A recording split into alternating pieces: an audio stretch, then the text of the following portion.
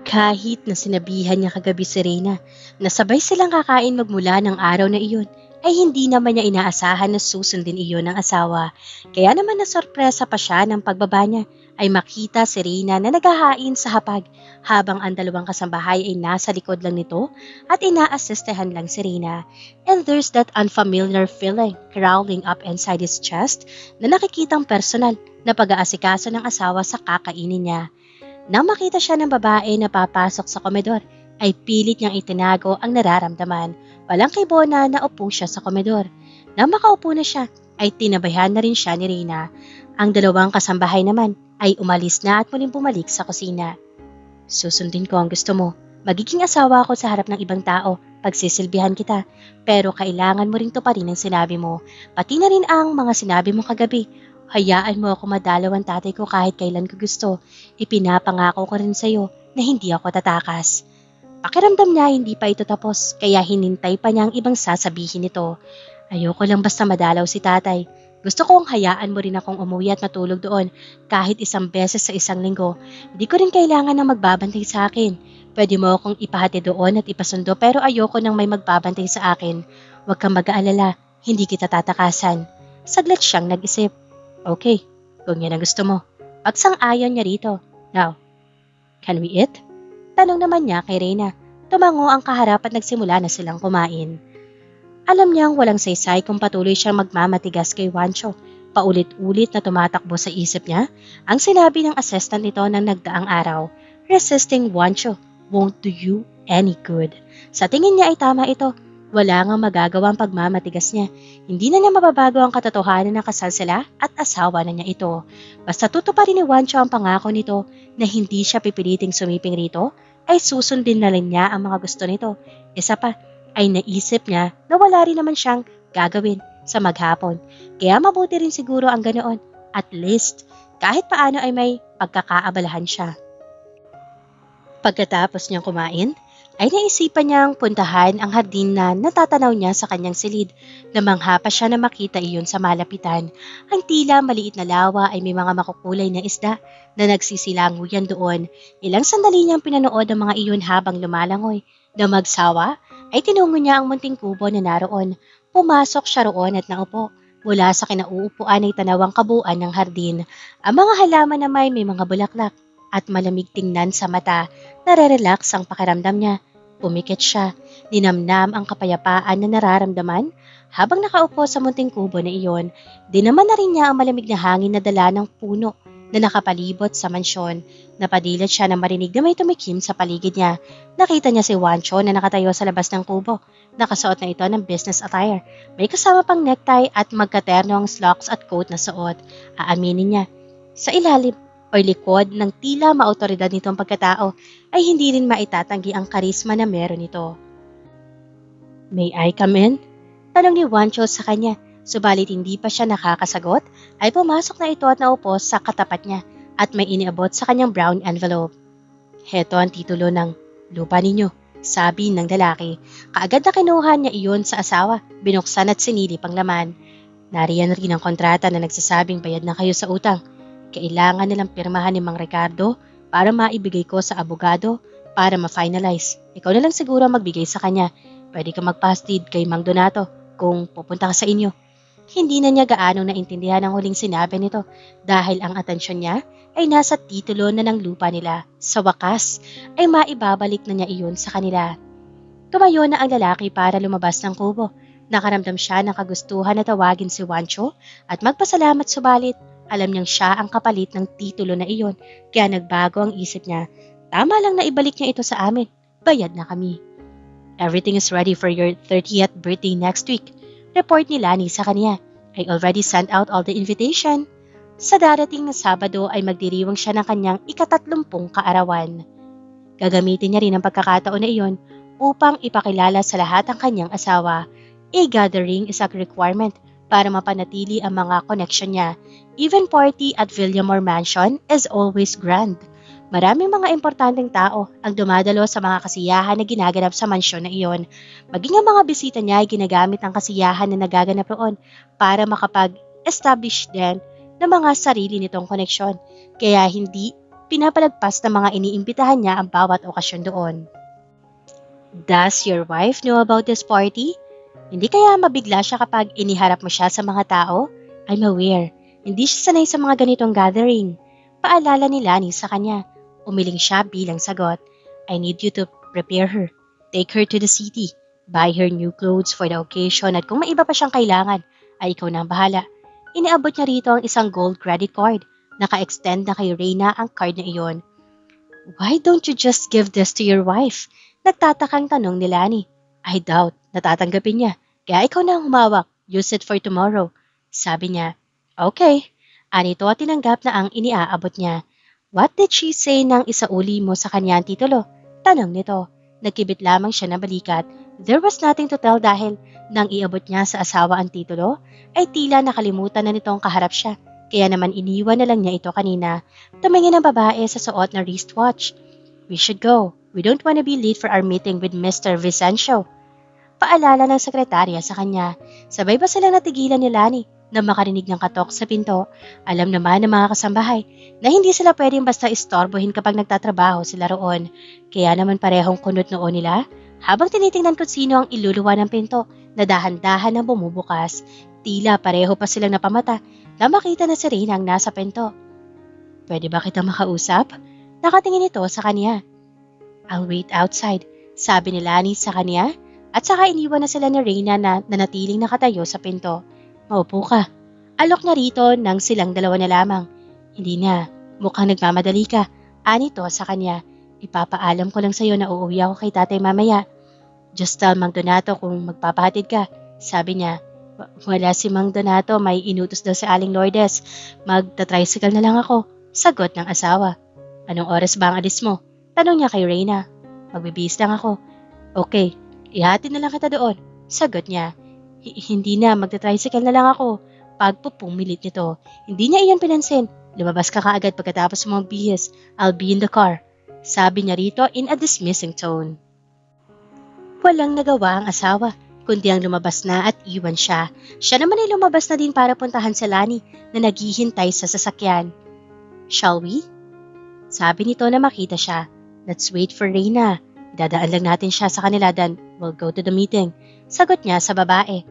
But that's out of the way. Baka mali tayo. Sagot nito. Then we'll be late. Final na sabi niya. You're the boss. Ang tanging naisagot nito. Nakaramdam siya ng pagkakaalinsangan. Kaya naman hinuban muna niya ang suot na jacket. Automatiko naman na kinuha iyon ni Lani mula sa kanya. Napansin nito na natiklop ang kwelyo ng suot niyang long sleeve sa likod, kaya inayos iyon ng sekretarya. Sanay na siya na inaasikaso nito, pati sa mga ganoong kaliit na bagay, kaya naman baliwala na iyon sa kanilang dalawa. Nasa ganoong tagpo sila na biglang lumitaw si Reyna sa gilid nila. She's here, let's go! Sabi ni Lani na mapansin ng asawa niya na nakatayo sa gilid nila. Dahil sa naabutan niyang tagpo kanina, natural pa na ayusin ng sekretarya ang damit ng amo? Parang higit pa sa isang empleyado kung umusta si Lani. At bakit pa parang nababahala siya roon? Ipinilig niya ang ulo upang iwaksi ang mga tumatakbo sa isipan niya. Are you okay? Narinig niyang tanong ni Juancho sa kanya. Nakatingin ito sa kanya mula sa rear view mirror. Ha? Hindi niya alam na nakita pala siya nito. Ayos lang ako. Iyon lamang at pagkatapos ay tahimik na silang bumiyahe hanggang sa makarating sila sa baryo nila. Ilang sandali lang ay ipinarada na nito ang sasakyan sa harap ng kubo nila. Salamat sa paghatid. Aniya bago bumaba ng sasakyan. Nagulat pa siya na makitang sumunod ding bumaba sa kanya si Juancho. I should at least say hello to your father. Sagot nito na makitang marahil ang pagtataka sa mukha niya. Hindi na siya tumutol at hinayaan itong sumunod sa kanya papasok sa bakuran nila. Tay! Tawag niya sa ama. Habang papaakyat sa tatlong baitang na kahoy na nagsisilbing hagdan paakyat sa kubo nila. Nakita niya nung lumabas mula sa maliit na silid nito ang kanyang amain. Reyna! Bulalas nito na makita siya. Bumakas ang galak sa mukha. Subalit kaagad ding napalis ang ngiti nito nang mamatamaan si Juancho na nasa ibaba ng kubo. Magandang araw ho, Mang Ricardo. Pagbibigay galang nito sa ama niya. Hindi sumagot ang matandang lalaki na natili lamang nakatingin sa kanyang asawa. Seryoso pa rin ang mukha. Hinatid ko lang ho si Reyna. Aalis na rin ho ako. Paalam nito. Isang tingin ang ibinigay nito sa kanya bilang pagpapaalam bago tumalikod. Sa tuwing makikita ko siya, ay naaalala ko ang ginawa niyang panggigipit sa akin. Sabi ni Mang Ricardo na makaalis na si Wancho. Ang alta presyon niyo ho, Tay. Bawal ho ang magalit sa inyo. Baka atakihin pa kayo. Paalala niya rito. Nakita niya nakakuyom ang mga kamao nito tanda ng pinipigil na galit. Kamusta ka? Paayos naman ba ang trato sa'yo noon? Pinagmamalupitan ka ba? Sunod-sunod na tanong nito sa kanya. Ikiniya niya ito maupo sa kawayang upuan bago siya sumagot. Huwag ho kayong mag-alala, Tay. Ayos ho ako. Di naman po niya ako pinagmamalupitan. Sagot niya rito. Ang totoo niyan, ibinalik na niya ang titulo ng lupa sa atin. Kailangan ko lang ho ng pirma ninyo para katunayan na wala na tayong utang sa kanya. Sabi niya at inabot rito ang dalang envelope. Kasalanan ko. Kasalanan ko kung bakit ka nasuot sa ganitong sitwasyon. Siguradong hindi ako mapapatawad ng inay mo. Wika nitong punong-puno ng pagsisisi ang boses. Wag na ho ninyong sisihin ang sarili niyo, Tay. Di ko naman ho mapapatawad ang sarili ko kung makukulong kayo dahil hindi ninyo nagawang bayaran ng utang. Pag-aalo niya rito. Sinamantala niya ang kahirapan natin. Sobra-sobra ang ipinahiram niyang pera kaysa sa tunay na halaga ng lupa. Kaya alam niyang hindi na natin magagawang magbayad. Kung alam ko lang na may iba siyang motibo na sa pagpapahiram noon na hindi na sana ako lumapit sa kanya. Wag mo nang isipin yun, Tay. Maski ako ay iyon din ang gagawin ko. Sa kanya rin ako lalapit dahil siya lang naman na may kakayahang magpahiram ng malaking halaga sa atin. Hindi ho ako galit sa inyo. Alam ko naman hong nagawa lang ng ninyo iyon para kay inay. Pag-aalo pa rin niya rito. Hindi makakabuti sa kalusugan nito. Kung may kinikimkim na sama na loob, kailangan niyang ipakita rito na ayos lang siya. Kung ako ang iniintindi niyo, wag ho kayong mag-alala. Maayos ho ako sa mansyon. Binibigay ho lahat ni Wancho ang mga pangangailangan ko. Hindi ho ako napapabayaan roon na tinahayaan niya ako mamahala ng mga pangangailangan ng bahay. Hindi niya ho ako minamaltrato. Maayos ho ang pakikitungo niya sa akin. Sabi pa niya, totoo ba yan, anak? Panigurado pa ng matanda. Oo, ang katunayan nga ay pinayagan niya akong umuwi dito kahit kailan ko gusto. Hinahayaan niya ho akong gawin ko ano ang gusto ko. Sabi pa niya, mabuti naman kung ganoon. Kapag trinato ka niya ng hindi maganda, umuwi ka agad dito ha? Sabi pa nito, oo, gagawin ko ho yan. Kaya wag na ho kayo mag-alala. Kaya ko naman ho ipagtanggol ang sarili ko. Paniniguro pa niya. Nakahinga na siya ng maluwag nang makitang gumuhit ang isang tipid ng ngiti sa labi ng matanda. Tanda na nabawasan na ang pag-aalala nito at kahit paano ay napanatag na ang kalooban nito sa sitwasyon niya. Napasilip siya sa bintana na marinig ang sunod-sunod na pagbusina. Naroon pa rin siya sa kubo nila. Mamayang hapon pa sana ang balak niyang umuwi. Napakunot ang noon niya na makitang papaba ng kotse si Lani. Pinanood niya ito habang papasok sa kubo nila. Hindi ka pa ready? Tanong nito na makita ang suot niyang duster. Ready saan? Nagtatakang tanong niya. Wancho didn't tell you. Tila hindi makapaniwalang tanong nito. I am going to take you shopping or to take you out for shopping today para sa isusuot mo sa party. Anong party? Lalo pang lumalim ang kunot sa noon niya. Your husband's birthday party. Ako na rin ang maghahatid sa'yo pabalik ng mansyon. Sabi nito, we have to hurry para hindi tayo maabutan ng traffic. Magbihis ka na, I'll wait in the car. Pagkasabi niyon ay tinalikuran na siya at muling bumalik sa kotse nito. Hindi na siya binigyan ng pagkakataon na magprotesta pa.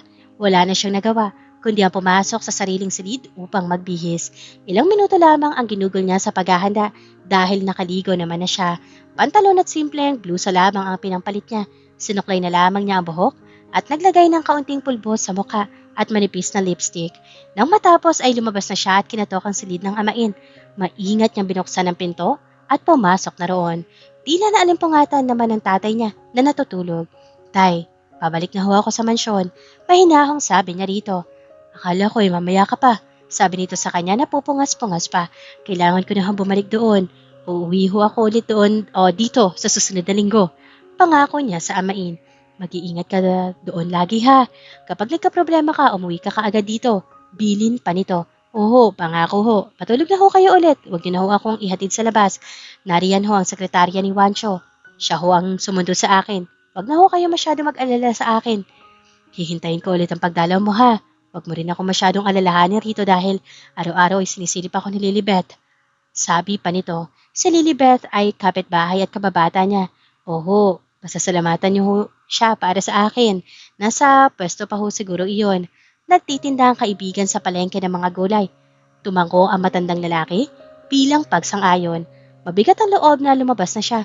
Ayaw niya sanang iwan ito doon na nag-iisa, subalit hindi naman ito papayag na sumama sa kanya sa mansyon. Mabuti na lamang at napagbili na niya si Lilibet na tiningnan-tingnan ang tatay niya kapag wala siyang habang bago siya ikasal. Seatbelt, sabi sa kanya ni Lani nang nasa loob na siya ng sasakyan.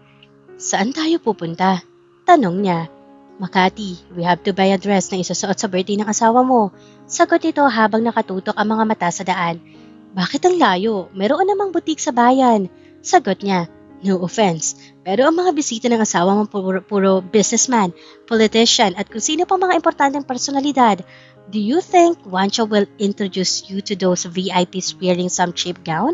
I don't think so. Sagot nito. Hindi ba pwedeng hindi na lang ako umattend sa birthday niya? Tanong niya. Ini-imagine pa lang niya na ipapakilala siya ng asawa sa kung sino-sino or kung kani-kaninong tao na parang isang bagay na dapat nitong i-display sa mga kilala niya ay parang nasusulasok na ang kalooban niya. No, you have to attend that party. It is for your husband. When you got married, he invited no one from his circle. You can consider this as your post-wedding reception. You should get used to this kind of lifestyle. Hindi lang ito ang unang party na a-attendan mo kasama si Wancho. Mahabang paliwanag nito. Hindi na siya kumibo. Hindi niya alam kung magagawa ba niyang masanay sa ganoong uri ng pamumuhay.